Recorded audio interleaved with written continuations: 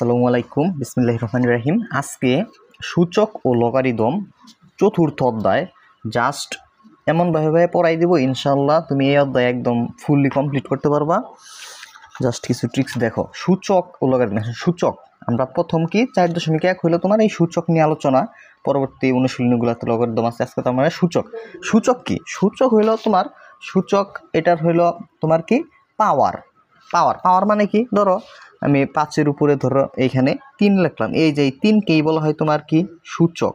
কি বলা হয়? সূচক। ঠিক আছে, আশা করি সূচক জিনিসটা কি ওইটা বুঝতে পারছো, যে কোনো সংখ্যার মাথায় যেটা থাকে ওইটাকে বলা হয় তোমার কি সূচক।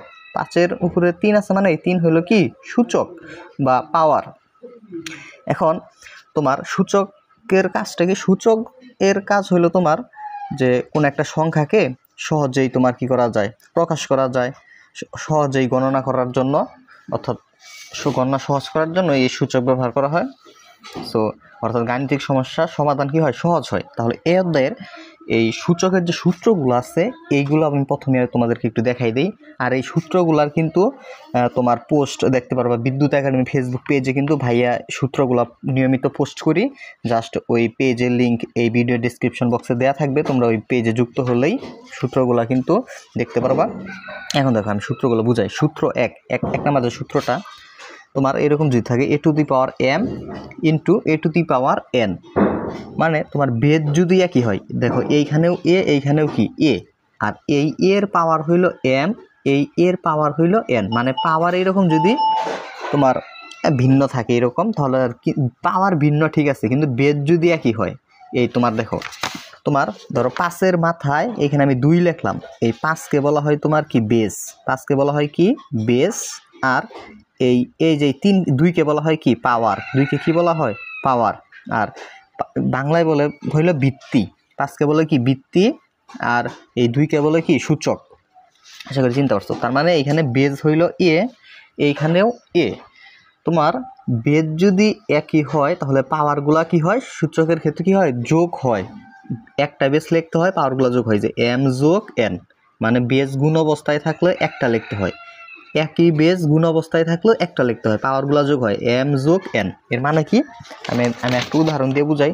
ধরো এইখানে আছে ধরো 3, এর পাওয়ার 3, এইখানেও গুণ চিহ্ন দিয়ে আছে ধরো 3, এটার পাওয়ার 4। তার মানে দেখো এই ক্ষেত্রে হিসাবটা কি হবে? তোমার বেজ একই, এইখানেও 3 এইখানেও 3, বেজ দুইটার বেজ একই, তাহলে সূচকের সূত্র অনুযায়ী একটা লিখতে হবে, আর পাওয়ারগুলো কি হবে? যোগ হবে। তাহলে 3 আর 4 যোগ করলে কত হবে? মানে 3 যোগ কত হবে? 4 হবে, অর্থাৎ 3-এর পাওয়ার কত হয়? 7। আশা করি এইটাই হলো 1 নাম্বার সূত্রের যে হিসাবটা। আশা করি 1 নং সূত্রটা আমি বুঝাইতে পারছি তোমাদেরকে। 2 নং যে সূত্র, তোমার দেখো এখন বেস কি অবস্থায় আছে? এই বেস আর নিচে আছে কি এই বেস, বেস একই কিন্তু মাঝখানে হইলো ভাগ চিহ্ন। তো এরকম ভাগ অবস্থায় যদি থাকে তাহলে এই ক্ষেত্রে পাওয়ার কি হয়? দেখো এইটার পাওয়ার m, এর পাওয়ার হইলেন, এই ক্ষেত্রে তোমার হইলো a to the power m minus n, মানে উপরের পাওয়ার থেকে নিচের পাওয়ারটা কি হয়? বিয়োগ হয়। বেজ যদি ভাগ অবস্থায় থাকে উপরের পাওয়ার থেকে নিচের পাওয়ারটা কি হয়? বিয়োগ হয়। কিন্তু কখন বিয়োগ হয়? যখন m এর মানটা এই n এর থেকে বড়, মানে নিচের পাওয়ারের থেকে যদি উপরের পাওয়ারটা কি হয়? বড় হয়, তখন এইরকম হয় যে উপরের পাওয়ার থেকে নিচের পাওয়ারটা কি হয়? বিয়োগ হয়। বেজ একই বেজ ভাগ অবস্থায় থাকলে একটা লিখতে হয়, পাওয়ারগুলা বিয়োগ হয়, m বিয়োগ n। তোমার যখন ওই উপরের পাওয়ার বড় n এর থেকে, মানে নিচের পাওয়ার থেকে, অথবা যদি সমান থাকে, ঠিক আছে, তখনও a to the power m minus n হয়। আবার যদি নিচের পাওয়ারটা বড়, মানে n এর মান বড়, উপরের পাওয়ারটা ছোট, মানে m ছোট, এই ক্ষেত্রে কি হয়? 1 ডিভাইডেড বাই নিচের পাওয়ার বিয়োগ উপরের পাওয়ার হয়। ঠিক আছে, এইটা হলো শর্ত। আশা করি এটা বুঝছো। এর মানে ধরো 5-এর উপরে আছে এখানে 8, নিচে 5-এর উপরে আছে হইলো ধরো 3, তার মানে বেজ একই বেজ ভাগ অবস্থায় আছে।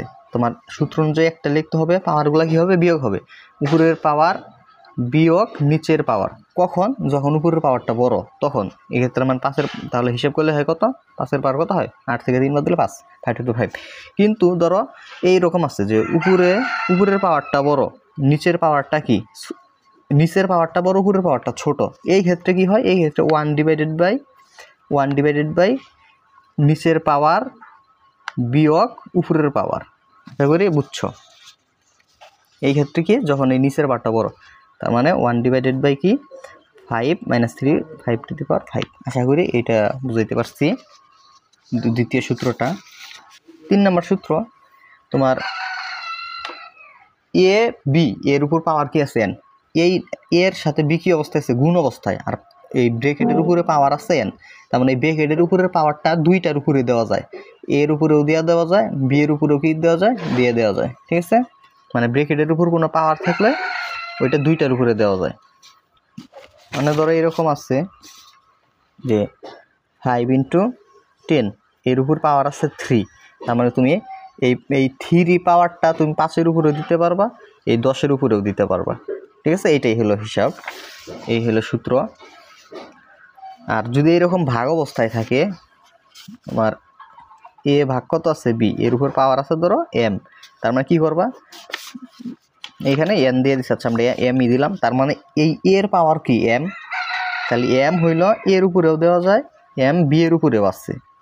ঠিক আছে, মানে দুইটার উপরে দেওয়া যায়। এখন শূন্য ও ঋণাত্মক সূচক, তোমার যদি কোনো কিছুর উপর 0 থাকে ওইটার মান হইল 1। ঠিক আছে, ওইটার মান হইল কত 1, এক্ষেত্রে এর মান 0 হইতে পারবে না কোনো সময়। এটা কিন্তু এমসিকিউ আসে না। মানে ধরো 5-এর মাথায় সূচক হইল 0 বা 5-এর পাওয়ার 0, এর মানে হইল 1, সূত্র অনুযায়ী 1, কারণ আমরা সূত্র জানি a⁴ মানে কত 1, মানে এটা একটা সংজ্ঞা সূত্রের মতোই আর কি।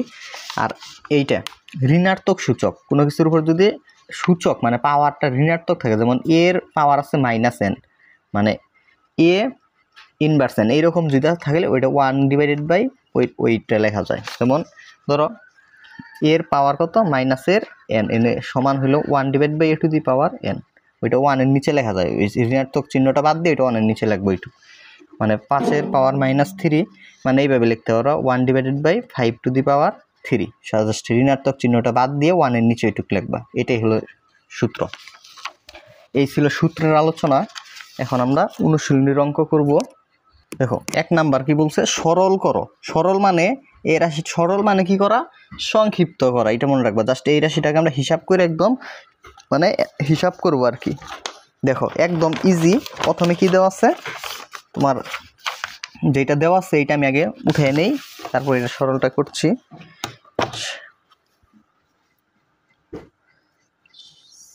7-এর পাওয়ার 3 × 7^3, আর নিচে কি আছে 3 × 3^, কত 4।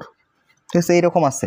তাহলে দেখো পরের লাইনটা, তোমার এই বেজ একই থাকলে কি করতে হয়, একটা লিখতে হয়। বেজ কি অবস্থায় আছে, গুণ অবস্থায় আছে, কিন্তু বেজ গুণ অবস্থায় থাকলে একটা লিখতে হয়, পাওয়ারগুলা কি হয়, যোগ হয়। তাহলে 3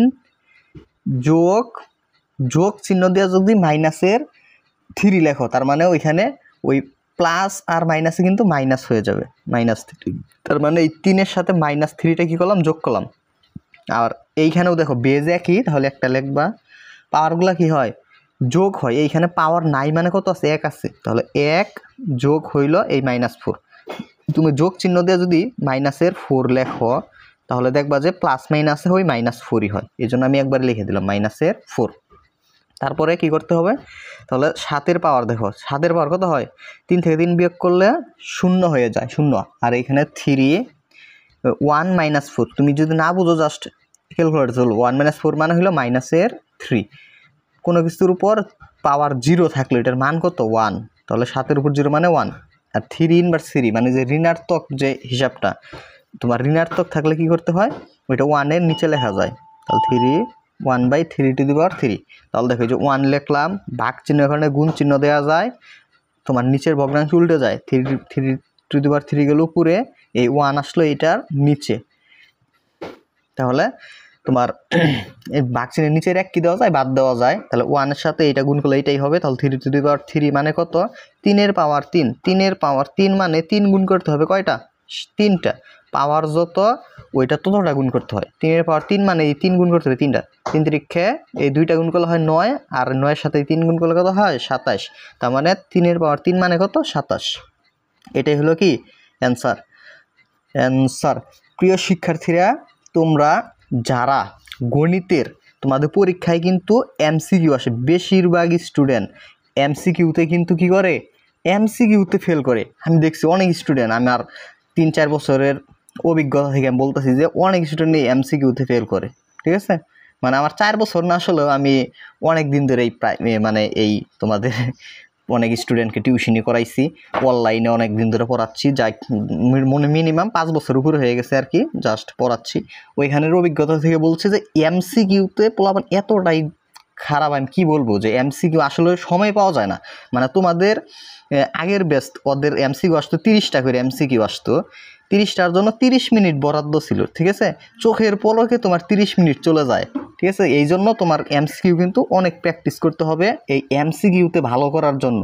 ঠিক আছে, এই জন্যই যে ভাইয়ার যে কোর্সটা তোমার 17টা অধ্যায়ের কিন্তু ভাই এমসিকিউ পড়াচ্ছি, 17টা অধ্যায়ের তুমি যে কোনো সময় কোর্সে ভর্তি হতে পারবা। ফেসবুক প্রাইভেট গ্রুপে আমি ভিডিওগুলো সুন্দরভাবে কি রাখছি, সাজিয়ে রাখতেছি। তুমি জাস্ট ওই কোর্সে যারা ভর্তি হতে চাও এই নাম্বারে যোগাযোগ করো, হোয়াটসঅ্যাপে 01877837400 এই নাম্বারে হোয়াটসঅ্যাপে যোগাযোগ করবা। ওইখানে 17টা অধ্যায়ের এমসিকিউ থাকবে, সাথে থাকবে কি সৃজনশীলে যাদের সমস্যা 100-র উপরে ভাইয়া সৃজনশীলের সমাধান, গুরুত্বপূর্ণগুলো, মানে যেগুলো তোমার পরীক্ষায় দেখবা যে বারবার আসে। আমি যে সৃজনশীলগুলো পড়ামো তুমি ওইগুলো কিন্তু কমন পেয়ে যাওয়া পরীক্ষায়, যে এমসিকিউগুলো পড়ামো তুমি ওইগুলো কমন পেয়ে যাও। ওইটার কোর্স ফি মাত্র কত রাখছি, 100-র উপরে সৃজনশীল, তুমি বুঝছো 100-র উপরে সৃজনশীল, 17টা অধ্যায়ের এমসিকিউ, গুরুত্বপূর্ণ বোর্ডের এমসিকিউগুলো, আর সাথে থাকছে তোমার গুরুত্বপূর্ণ সংক্ষিপ্ত প্রশ্ন। ঠিক আছে, তোমার এইবার সংক্ষিপ্ত প্রশ্ন আসবে, ওগুলার সমাধান থাকছে। ওইটার কোর্স ফি মাত্র 510 টাকা।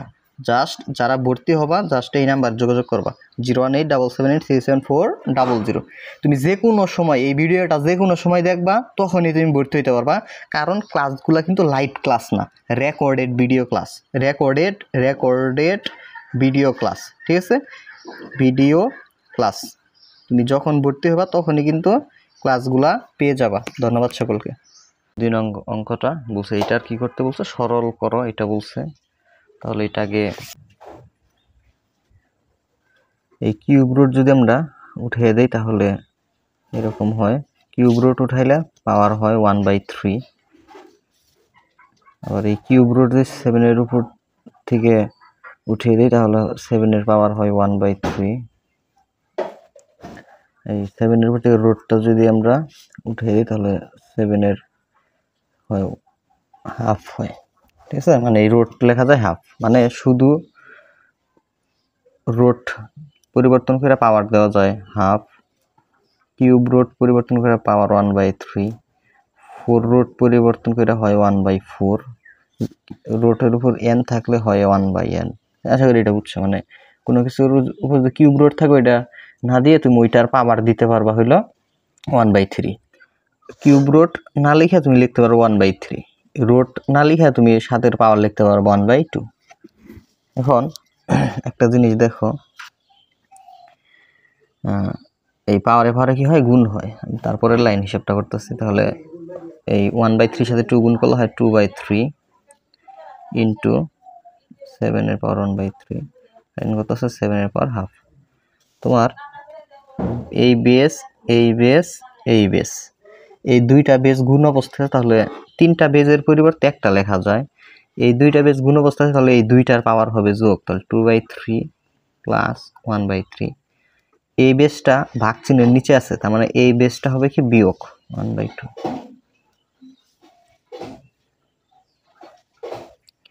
3, 3 আর 2 এটা লসাগু করতে হবে, 3, 3 আর 2 এর লসাগু।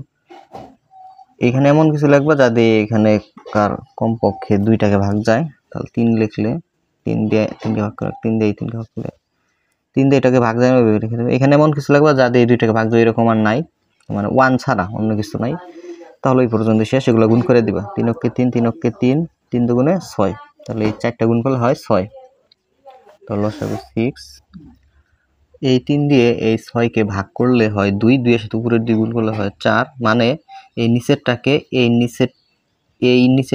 এই নিচেরটা দিয়ে ভাগ, মানে লসাগুকে এই হর দিয়ে ভাগফলের সাথে উপরেরটা গুণ, মানে এইটা দিয়ে এইটাকে ভাগফল হইলো 2, 2 এর সাথে উপরে 2 গুণ করলে হয় 4, প্লাস আছে প্লাস, আবার এই এই এই হর দিয়ে এই লসাগু ভাগ, মানে 3 দিয়ে 6কে ভাগ করলে ভাগফল 2, 2 এর সাথে করে 1 গুণ করলে হয় 2, বিয়োগ চিহ্ন আছে বিয়োগ। আবার এই 2 দিয়ে 6কে ভাগ করলে 3, 3 এর সাথে করে 1 গুণ করলে হয় 3, 7 6, 4 আর 2 6, 6 থেকে 1 বাদ দিলে 5, তাহলে 7 এর পাওয়ার 5 বাই কত 6। সো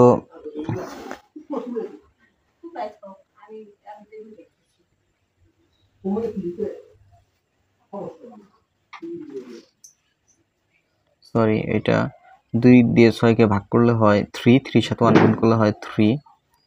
সো এখানে 4 আর 2 6, 6 থেকে 3 বাদ দিলে পরে থাকে 3, 5 লিখছিলাম, পরে 7 এর পাওয়ার হয়। এই দুইটাকেই তোমার 3 দিয়ে ভাগ যায়, 3কে 3 দিয়ে ভাগ করলে ভাগফল 1, 3 দিয়ে 6কে ভাগ করলে ভাগফল 2, তাহলে 7 এর পাওয়ার 1 বাই কত 2, এটাই হলো অ্যান্সার। সো এটা বইয়ের মধ্যে এরকম আছে যে এইটা অ্যান্সার রাখা যায়, তুমি এই হাফ পরিবর্তন করে আবার কত লেখা যায়, হাফের পরিবর্তে আবার 7 এর উপরে রোড দেওয়া যায়, এটাই অ্যান্সার। এরপরে 3 নং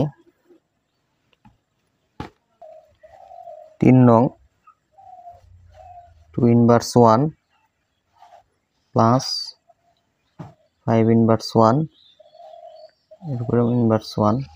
সো ইনভার্স 1, এখন কাজ হলো ইনভার্স, কোনো কিছুর উপর ইনভার্স থাকলে ইনভার্সটা বাদ দিয়ে ওইটুকু 1 এর নিচে লেখা যায়, তাহলে 2 এর পাওয়ার 1, 1 না দিলেও হয়, এটা 1 আর দিলাম না, প্লাস এটার উপর ইনভার্স, এটা তাহলে 1/5 এর পাওয়ার 1, এখানে মনে মনে 1 আছে, আর এই সম্পূর্ণটুকুর উপর কি আছে, ইনভার্স আছে, ইনভার্স 1। পরে এটুকু লসাগু যায়, 2 আর 5 এর লসাগু হইল 10, সরি 7 লেখার চেষ্টা করছিলাম, 10, কারণ দুইটা মৌলিক সংখ্যার লসাগু গুণ করতে হয়, 2 আর 5 গুণ করলে 10। পরবর্তীতে এটা দিয়ে এটাকে ভাগ, তাহলে হয় 2 দিয়ে 10কে ভাগ করলে 5, 5 এর সাথে 1 গুণ করলে হয় 5, আবার এই 5 দিয়ে 10কে ভাগ করলে 2, 2 এর সাথে পুরো 1 গুণ করলে হয় 2, ইনভার্স 1। পরে 5 আর 2 যোগ করলে 7, আর নিচে কত আছে 10, আর এর উপর কি আছে ইনভার্স 1। জাস্ট যদি ভগ্নাংশের উপর থেকে ইনভার্সটা সরে নেও, তার মানে ভগ্নাংশটা উল্টে যায়, 10 উপরে 7 আসবে কোথায়, নিচে, এটা অ্যান্সার। ঠিক আছে, একদম ইজি ওয়েতে করাই দিলাম 3 নংটা। 4 নং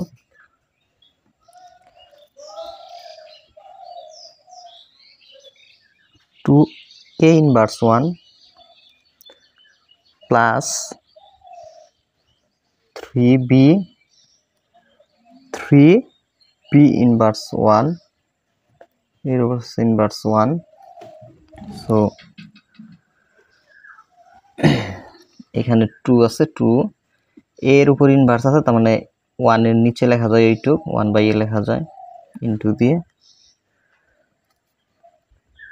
আবার গুণ চিহ্ন দেওয়া যায়, প্লাস আছে, প্লাস 3 গুণ চিহ্ন দিলাম, বি এর উপর ইনভার্স, তার মানে লেখা যায় 1/b, মানে ইনভার্স থাকলে ওইটা 1 এর নিচে লেখা যায় ওইটুক, ইনভার্সটা বাদ দিয়ে, আর এই সম্পূর্ণ অংশের উপর আছে ইনভার্স 1।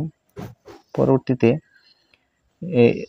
1/a এর সাথে এই 2 গুণ করলে হয়, উপরেরটার সাথে যে গুণ হয়, ভগ্নাংশের সাথে গুণ করলে উপরেরটার সাথে গুণ, 2 আর 1 গুণ করলে 2, নিচে আছে a, 3 আর 1 গুণ করলে 3, আর নিচে আছে b, আর এইটুকের উপর ইনভার্স 1।